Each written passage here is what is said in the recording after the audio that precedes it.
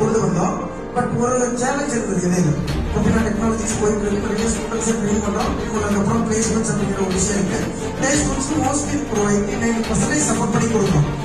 But அந்த பிளேஸ்மெண்ட்ஸ்ல இன்னொரு struggle என்ன நாங்க ஃபேஸ் பண்ணோம் அப்படின்னா, ஒரு ஸ்டூடெண்ட் சாஃப்ட்வேர் கத்துக்கிட்டு ஃப்ரெஷ்ஷா அவனுடைய ப்ரொஃபைல் இப்பதான் நான் சாஃப்ட்வேர் முடிச்சிருக்கிறேன், நான் ஃப்ரெஷ்ஷா இல்லை அப்படிங்கிற மாதிரி ஒரு ப்ரொஃபைல் இண்டஸ்ட்ரிக்கு போகும்போது சாஃப்ட்வேர் தெரிஞ்சிருந்தாலுமே அதை இம்ப்ரூவ் பண்றது கொஞ்சம் கஷ்டமா இருக்கு. ஸோ அப்போ அவங்களுக்கு வந்து ஒரு மீன்ஸ் ஆஃப் இன்டென்சிவ் எக்ஸ்பீரியன்ஸ் இல்லை ஒரு ஒர்க்கிங் எக்ஸ்பீரியன்ஸ் அப்படிங்கிற மாதிரி ஒரு விஷயம் அந்த இடத்துல தேவைப்படுது. அப்போ இன்டென்சிவ் எக்ஸ்பீரியன்ஸ் வந்து ப்ராஜெக்ட் போயிட்டு இருக்கிறப்ப தான் நம்ம என்ன பண்ண முடியும், கொடுக்க முடியும். இது ஒரு டீச்சிங் எக்ஸ்பீரியன்ஸ், ஒரு ட்ரைனிங் எக்ஸ்பீரியன்ஸ் அப்படிங்கிறத டெக்னாலஜி ஃபேஸ் நம்ம கொடுத்தா இண்டஸ்ட்ரீஸ் வந்து அக்செப்ட் பண்ண மாட்டாங்க.